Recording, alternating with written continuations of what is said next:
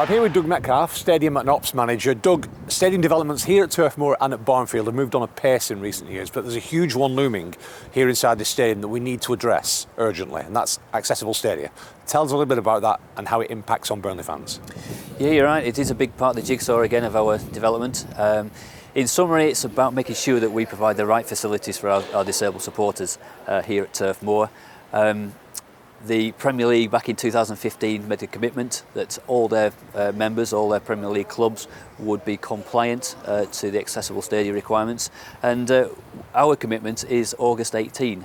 So in just less than 12 months' time we will have a stadium that is compliant to the legislation, and a stadium that is fit for everybody to come and enjoy, and it's doing the right thing. And that's the important thing, that we're doing the right thing for our disabled supporters. And that's important because at the minute with our disabled facilities, we all know are not the best. We have these seats here in both corners of the stadium and over near the big screen, open to the elements, a little bit low down pitch side, maybe not the best view. Tell us about what we're doing to actually help these people. That's right, exactly what you say. The facilities that we do offer, it's been well documented, aren't really the best. They could be a lot better in terms of shelter and view. So the idea is that we provide certain areas of the stadium that is equal to the other general admission seats. It's a big project, a huge project, but it's the right thing that the football club is embarking on. This corner is critical to that, as is the big screen corner, I believe. Just tell us what your plans are for those two corners.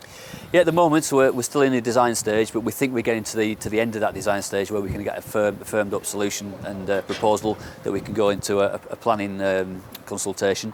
You're right, this corner here, the southeast corner in between the Jimmy McElroy stand and the Bob Law stand, and similarly in the northeast corner where the big screen is, we're looking at platform facilities there. We might have 2 or 3 different levels, where our supporters can enjoy a great view in relatively sheltered accommodation, with a concession area there, kiosks, etc.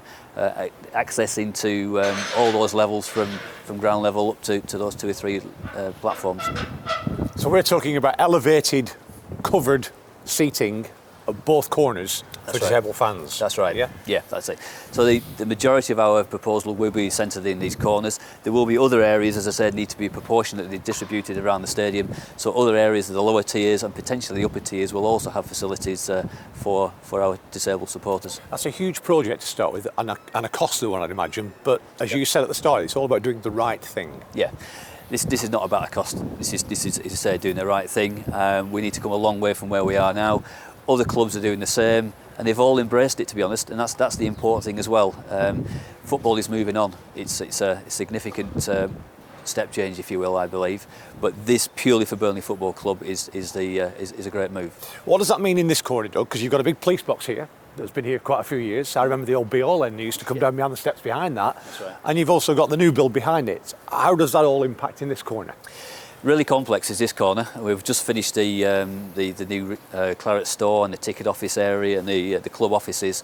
So it's a really complex corner. So what we're trying to do is be quite smart on how we develop this corner. Whatever structure we put up, we're going to try and future-proof it, so there's opportunities for maybe years down the line for additional facilities and accommodation to go in there. You're right, the control room is an integral part of our matchday operation.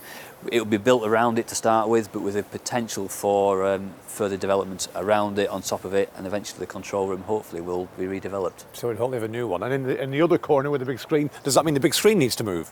It will do, because the structure will be right where the screen is. The big screen will be either relocated into that corner again in a new structure, or into another area of the stadium.